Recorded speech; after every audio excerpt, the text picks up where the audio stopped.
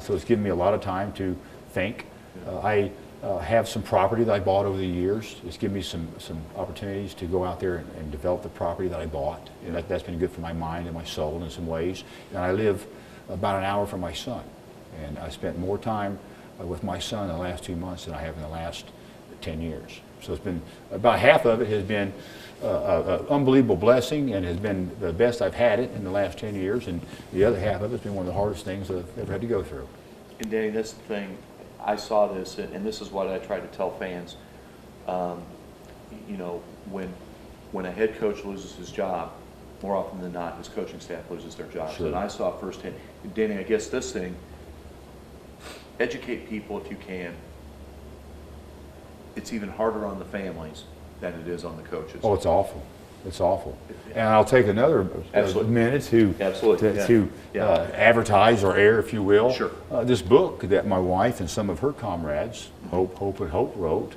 And it's very interesting. It was the #1 selling book at the American Football Coaches Association this past January. Yeah. And the title of it is Living, Loving, and Lasting as a Coach's Wife. And it really details what it's like for the family of big-time college football coaches. And you can find out about the book by going on www.coacheschoice.com. Yes. You know, but if you read that, if you're a real football fan and you love football, I tell you what, you'll have a whole new perspective. Danny, you touched on it.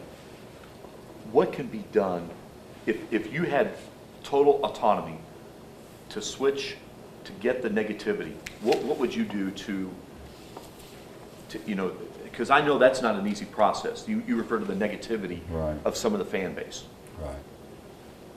Well, winning will fix that. Okay. But you have to, at Purdue, it'd be great if they could stick with the players through thick and thin. Yeah. You know, their collegiate experience is most important.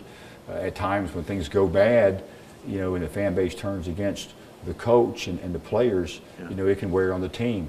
When I came here as the associate head coach, Coach Tiller's last season, I brought in some of his seniors and interviewed them and asked them, you know, because I'm telling you, when I was here with Coach Tiller for our first term together, it was euphoric football.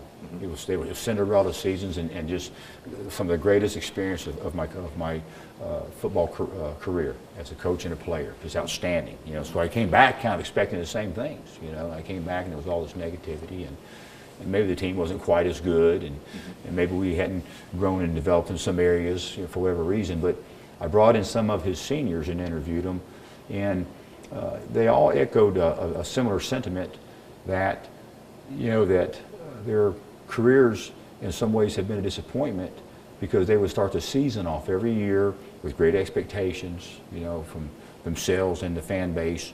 And in reality, that's all football teams. Even a high school football team every year will start off, or maybe I should say especially a high school football team will start off every season saying we're going to win the district and go to state, you know. So we start the season off at Purdue over the years with great expectation levels, and next thing you know, you lose a key player, or maybe you lose a game, and the next thing you know, the fan base would turn on them, and the next thing you know, the team might lose a little bit of confidence, and all of a sudden the experience isn't quite the same, and the negativity would wear on the team, you know.